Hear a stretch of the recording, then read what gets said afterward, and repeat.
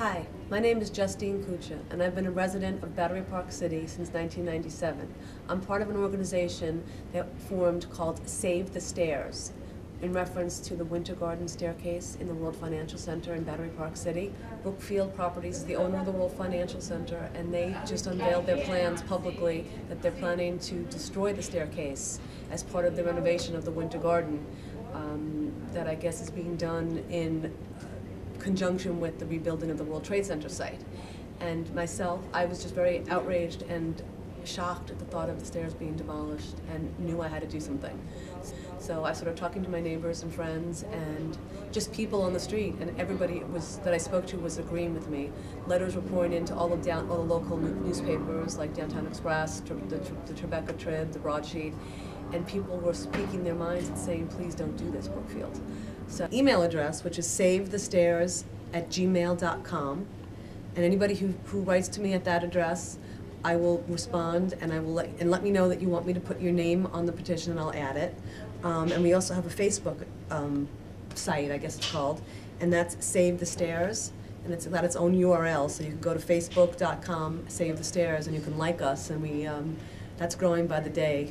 So far, we've collected, in 2 weeks, we started the petition probably on March 2nd, and in the 2 weeks since then, we've gotten over 900 signatures. At this point, we've gone to Community Board 1, the Battery Park City Committee, and I've heard from Bill Love, I've heard from Linda Belfer, I've heard from Jeff Galloway, and they are all on our side.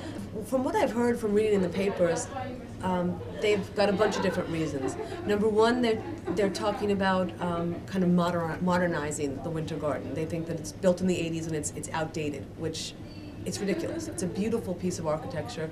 The staircase is just iconic. It's gorgeous, it's beautiful, it's breathtaking. The marble that they got from Italy is from a specific quarry in Italy that after 9/11 they went back to that quarry in Italy, and I understand that it had been closed. They reopened it specifically to get the more marble to put back and put the staircase back in the same as it was, which I guess that just sort of resonates for the people who were here before 9/11 and who came back, or didn't come back, but who were here. One of the reasons, like I said, was for modernization. Another reason, which I suppose has the most resonance, is that they are building a tunnel to connect the PATH train and the subways from the World Trade Center site to the Winter Garden. And if you recall, or people who do know, before the trade centers came down, towers came down, there used to be a bridge that connected the World Financial Center to the Winter Garden. And the World Trade Center to the Winter Garden. The bridge collapsed when everything fell. What they've done instead now is build this tunnel.